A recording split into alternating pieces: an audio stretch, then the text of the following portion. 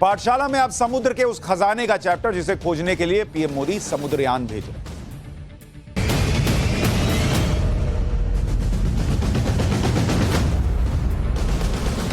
आज संसद के शीतकालीन सत्र में विपक्ष के शोर शराबे के बीच कुछ काम की बातें दब रही हैं।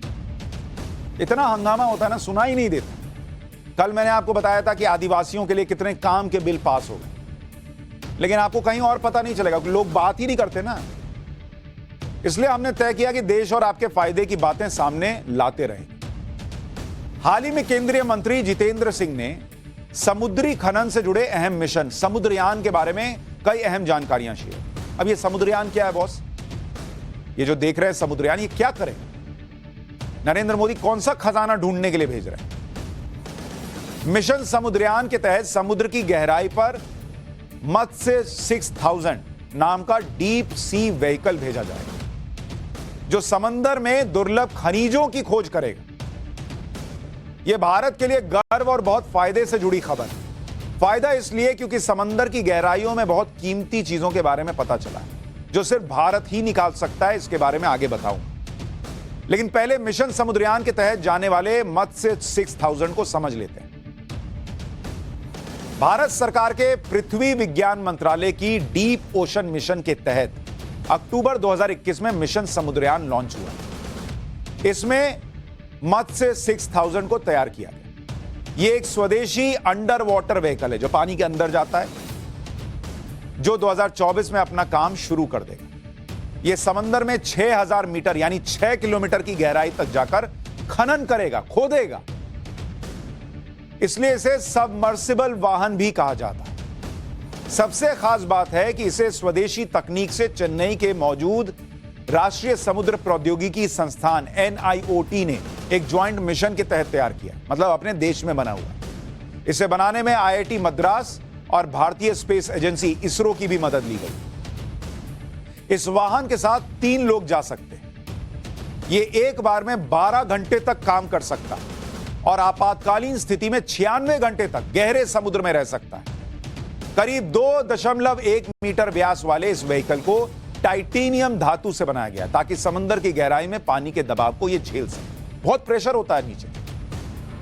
इसके अलावा पानी की गहराई में माइनस में तापमान होता है। बहुत गहराई में जाइएगा, ठंडा, एकदम ठंडा माहौल। तो घंटों काम करने के लिए एक एडवांस तकनीक से बने व्हीकल की जरूरत पड़ती है।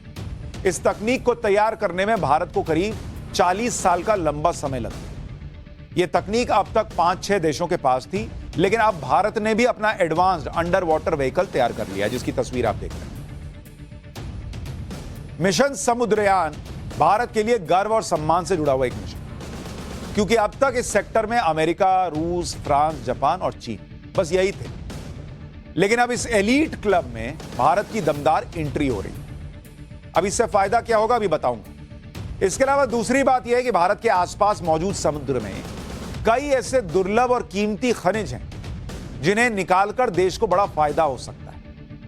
आज आपको उस खजाने के बारे में बताना चाहता हूं। पृथ्वी विज्ञान मंत्रालय के मुताबिक भारत की 7500 किलोमीटर लंबी जो कोस्ट लाइन है, जो समुद्री एरिया है यानी तटीय रेखा, इसमें करीब 38 करोड़ टन खनिज मौजूद है।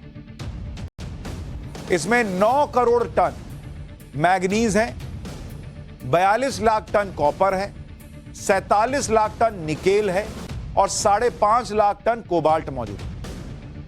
अब आप कहेंगे ये क्या यार, ये क्या है, इसका क्या है बॉस? इनकी कीमत सुनिएगा ना तो ठंडे में भी नहाना पड़ेगा, दिमाग से ऐसा लाइट फेंके। इनकी कीमत है करीब 9 लाख करोड़ रुपए। सोचिए अगर ये खनिज भारत को मिल गए तो भारत की किस्मत कैसे चमक जाएगी। सरकार ने इस मिशन के लिए करीब 1500 करोड़ रुपए का बजट तैयार किया, मतलब 1500 करोड़ रुपए लगाकर 9 लाख करोड़ रुपए का सामान ढूंढने की तैयारी। यानी यह मिशन भारत के लिए बहुत मुनाफे का मिशन साबित हो सकता है। सिर्फ 1500 करोड़ रुपए में 9 लाख करोड़ रुपए का रिटर्न। ऐसा तो शेयर बाजार में नहीं होता बॉस। 9 लाख ना हो 5 लाख करोड़ हो जाए, उतने में भी तो देश के लिए काम आएगा ये जो खनिज मिलेगा। क्योंकि अगर आप सुनेंगे कि भारत कितना खनिज दूसरे देशों से इंपोर्ट करता है जो समंदर के नीचे मौजूद है, तब आपको पता चलेगा ये कितने काम की बात आपको बता रहा हूं। जैसे अगर आप देखेंगे कि भारत कितना खनिज इंपोर्ट कर रहा है, मतलब आयात कर रहा है। अगर आप देखेंगे सालाना जो कॉपर इंपोर्ट करता है, नहीं सुनते कॉपर का वायर है, कॉपर का वायर है, नहीं सुनते, वो कॉपर 5.4 लाख टन सालाना इंपोर्ट करता है हर साल। सोचिए अगर ये कॉपर मिल जाए उस समुद्र में नीचे जाकर खोजकर, मात्र 1500 करोड़ रुपए लगाकर, तो कितना फायदा होगा। क्योंकि समंदर में कहा जा रहा है कि 42 लाख टन वहां मिल सकता है, वहां 42 लाख टन मिल सकता है। तो हम 5.4 लाख टन सालाना कर रहे हैं। अगर 42 लाख टन मिल गया तो 8 साल 7 साल का तो काम ही हो गया। अब आप देखिए एक और खनिज होता है मैग्नीज। अभी मैगजीन लिखने वाला करीब 60 लाख टन ये हम खरीदते हैं हर साल बाहर से। समंदर में कितना मिल सकता है आपको पता है? 9 करोड़ टन समुद्र में मिल सकता है।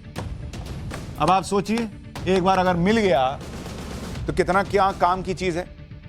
इसके अलावा है निकेल, ये 36,000 टन हम सालाना खरीदते हैं, बाहर से मंगाते हैं 36,000 टन। समुद्र में कितना मिल सकता है आपको पता है? 47 लाख टन समुद्र में मिल सकता है। 47 लाख टन, कहां 36,000 टन सालाना। तो आपको समझ में आ रहा है कि नरेंद्र मोदी ने क्यों कहा कि जाओ जरा भेजो किसी को ढूंढे। देश के लिए बहुत इंपॉर्टेंट मिशन है और इसकी कोई बात ही नहीं करेगा, कोई आपको बताएगा ही नहीं। इसलिए कहता हूं पाठशाला में एडमिशन लीजिए, दूसरों को भी दिलवाइए। दुनिया भर के बड़े बड़े देश ऐसे ही समंदर में डुबकी नहीं लगा रहे ना भाई, उनको वहां अंदर जाके मजा थोड़ी आ रहा है। आपको बताता हूं कि सी माइनिंग से कई देश कितना कमा लेते हैं। अगर आप देखेंगे सी माइनिंग मतलब समुद्र के अंदर गए और वहां पर SEA वाला सी लिख रहा हूं, और सी माइनिंग जिसको कहते हैं, उससे कमाई देखिए कितनी होती है। सी माइनिंग से कमाई चाइना 5 ही देश अभी कर रहे हैं, वो 27,000 करोड़ रुपए ये कमाई कर ले रहा है सी माइनिंग से। न्यूजीलैंड ये सी माइनिंग से कितना कमाई कर ले रहा है? 2011 से अब तक वहां पर 82 लाख करोड़ का खजाना मिला है। खनिज या खजाना कह लीजिए, मिला है 82 लाख करोड़। और आपको शायद पता नहीं होगा कि समंदर की गहराइयों में गोल्ड और यूरेनियम जैसी कीमती धातु भी भारी मात्रा में। दुनिया भर के समंदर में गोल्ड करीब 771 ट्रिलियन डॉलर यानी 63,919 लाख करोड़ रुपए का है। गलती से वो मिल गया तो फिर तुम लड़ते रहो, हमारा काम हो गया। इसके अलावा यूरेनियम 1,125 लाख करोड़ रुपए का समंदर में बिखरा हुआ है। आपको जानकर हैरानी होगी कि अब तक दुनिया भर के देश समंदर की गहराई में छुपी चीजों के बारे में सिर्फ 1% की जानकारी रखते हैं। अभी 99% जानकारी तो बाकी है। साइंस एंड टेक्नोलॉजी में भारत बड़ी महाशक्ति बनता जा रहा है। समंदर के लिए समुद्रयान मिशन हो या फिर अंतरिक्ष में बड़ी छलांग लगाने वाला गगनयान।